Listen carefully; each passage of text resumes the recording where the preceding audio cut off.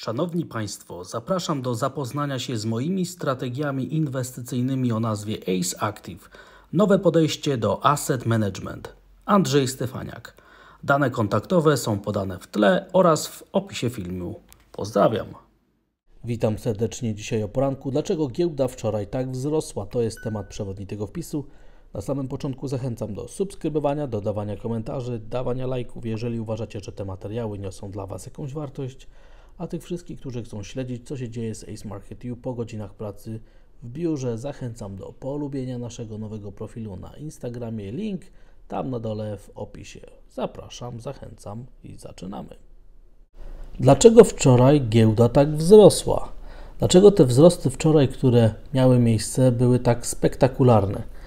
Zobaczmy, drodzy Państwo, na wykresy. Okazało się, że wczoraj w bardzo dobrym stylu, w fenomenalnym stylu giełda papierów wartościowych nie tylko pokonała ostatnie maksima, ale także zaczęła ewidentnie wskazywać, że ma ochotę wrócić do tendencji wzrostowej. Wzrosty o tak spektakularnym stylu, takie mocne, były moim zdaniem sporym zaskoczeniem dla znaczącej części rynku. Ale fakt, że nie chce rynek utworzyć większego górnego cienia dziennej świecy, a także dzisiaj futures na indeks Standard & Poor's nie pokazują chęci na spadki, sygnalizuje, że popyt na ryzyko, który zaatakował, nie był przypadkowy. Dlaczego giełda wczoraj tak wzrosła? Warto sobie odpowiedzieć na to pytanie. No i moim zdaniem pierwsza część odpowiedzi na to pytanie tkwi w tej statystyce, która mówi o tym, że w tygodniu po Jackson Hole ze statystycznego punktu widzenia indeksy giełdowe rosną i jest to moim zdaniem jedna z pierwszych tych składowych odpowiedzi na pytanie, dlaczego giełda wczoraj tak wzrosła.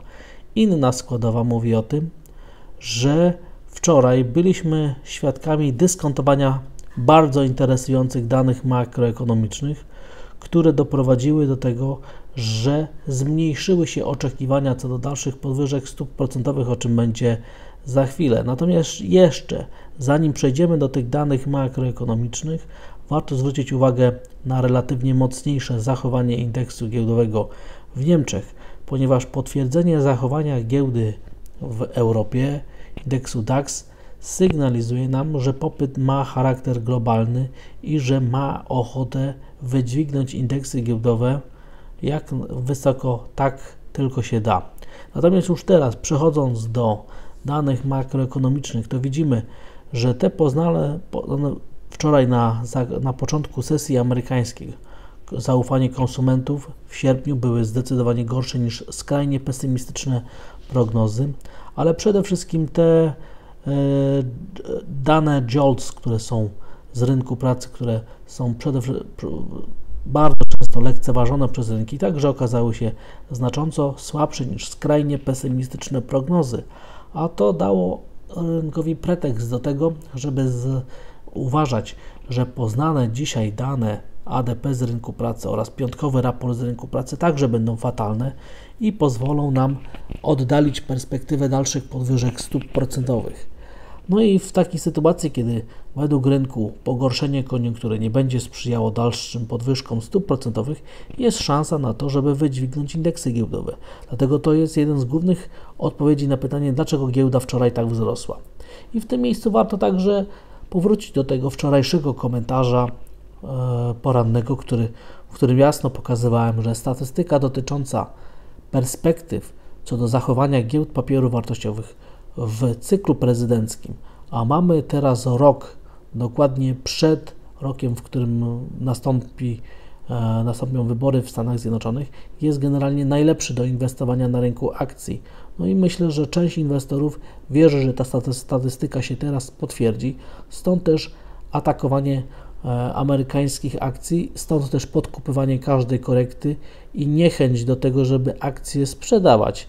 Więc moim zdaniem, jako że giełda papierów wartościowych nie chce spadać, powieli się znowu to, co mówi nam stare rynkowe powiedzenie, że jeżeli coś nie chce spadać, to będzie rosnąć. I w tej sytuacji wygląda na to, że inwestorzy uwierzyli w te statystyczne prawidłowości i że chcą doprowadzić do tego, żeby zakończyć korektę, a każdy taki spadek, każde korekcyjne zawahanie indeksów giełdowych wykorzystać do akumulacji akcji. Myślę, że taka powinna być interpretacja tych danych makroekonomicznych, które poznaliśmy wczoraj i które poznamy dzisiaj. Na uwagę jeszcze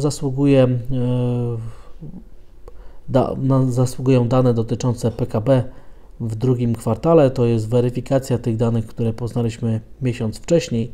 Natomiast myślę, że to już jest historia i rynek przywiązuje teraz wagę do znacznie innych, ważniejszych tematów związanych z przyszłością stóp procentowych. Dlatego też dane, które poznaliśmy ze Stanów Zjednoczonych odnoszące się do bieżącej sytuacji oraz te perspektywy co do przyszłych stóp procentowych mają teraz tak duży wpływ na giełdę papierów wartościowych.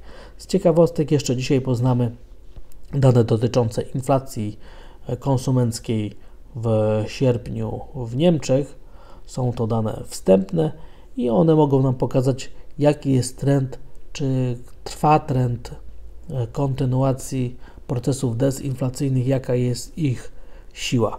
Ma to także moim zdaniem pośrednie znaczenie także dla perspektyw inflacyjnych dla naszego kraju.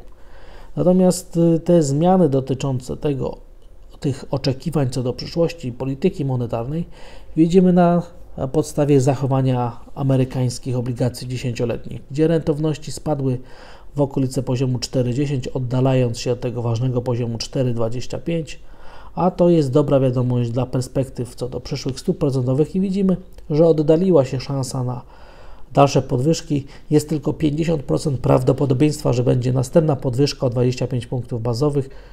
W rynku jest tylko 12,7 punktów bazowych podwyżek stóp procentowych, czyli o kilka punktów bazowych zmniejszyły się te oczekiwania, a jeżeli się okaże, że te dzisiejsze dane ADP także potwierdzą negatywne zjawiska na rynku pracy, to prawdopodobnie te implikowane stopy procentowe jeszcze spadną, więc wniosek jest taki: im dzisiaj dane będą gorsze, tym lepiej dla giełdy papierów wartościowych, no i odwrotnie, im dane będą lepsze, tym teoretycznie gorzej dla giełdy papierów wartościowych, ale w takiej sytuacji będziemy sprawdzać sentyment, ponieważ zgodnie z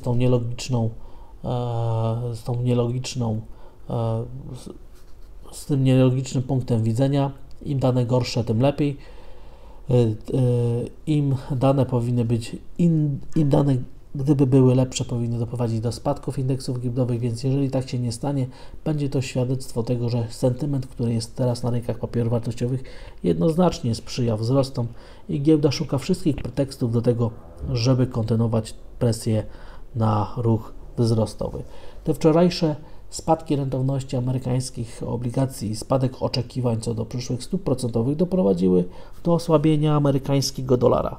Przed rynkiem ważna decyzja, ponieważ zmagania w rejonie miesięcznej linii trendu spadkowego oraz poziomu 1,09 będą kluczowe, żeby zrozumieć, czy to, co się teraz dzieje, będzie miało szansę przedłużyć się w czasie, więc dopiero przejście poziomu 1,09 zmieni sytuację na bardziej prowzrostową, czyli bardziej negatywną dla amerykańskiego dolara, a taka szansa będzie dzisiaj po tych danych z rynku pracy.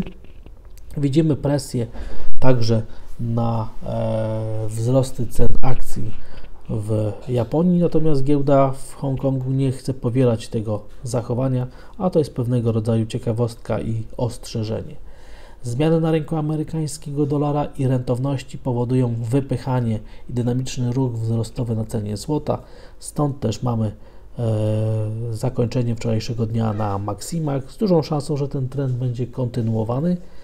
Mamy także optymistyczne zachowanie ceny miedzi, gdzie rynek przygotowuje się prawdopodobnie do ataku na swoje najbliższe opory, warto być tego świadomym, a ropa naftowa także wspiera popyt na ryzyko, czyli analiza międzyrynkowa sprzyja tendencjom wzrostowym, sygnalizuje, że zmniejsza się ryzyko długich pozycji. Plus dodatkowo nawet zachowanie Bitcoina, gdzie popyt na ryzyko wydźwignął go w rejon średniej 200-stosunkowej na wykresie tygodniowym, także sprzyja scenariuszom zakładającym atak popytu na ryzyko i przeciągnięcie się tego na kolejne dni, jeżeli sytuacja będzie temu sprzyjała.